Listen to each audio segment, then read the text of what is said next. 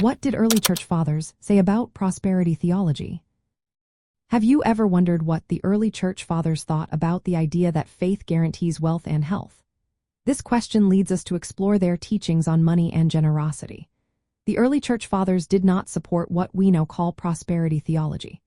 This modern belief claims that God promises material wealth and health to all believers as proof of divine favor. Instead, these early leaders focused on communal sharing and spiritual wealth over personal financial gain. In the early Christian community, as seen in the Didache, which is a 2nd century document, believers practiced radical generosity. They shared their possessions so that no one lacked basic needs. They gave freely and treated their contributions with humility, entrusting them to leaders for fair distribution.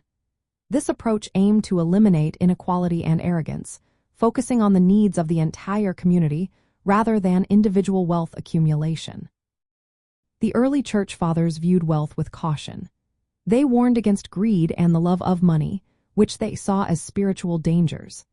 Instead, they encouraged believers to seek contentment and trust in God's provision rather than chasing worldly riches. They understood suffering and trials as part of the Christian experience, not as signs of a lack of faith or divine disfavor. In contrast, prosperity theology often teaches that faith will lead to guaranteed material prosperity and health. This is quite different from the early church's focus on spiritual growth, sacrificial giving, and reliance on God's grace, regardless of one's material situation. From a biblical financial foundation and Christian money management perspective, the early church fathers encourage believers to prioritize generosity and care for others over personal wealth accumulation. They viewed money and possessions as tools for serving God and the community, not as ends in themselves. They taught that true prosperity in the Christian life is primarily spiritual and relational, rather than material. Believers are encouraged to exercise stewardship by managing resources wisely and humbly, avoiding the traps of greed or entitlement.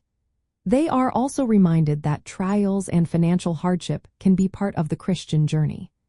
Faith should focus on God's provision and eternal promises rather than immediate material gain. This perspective guides believers away from the promises of guaranteed wealth found in prosperity theology.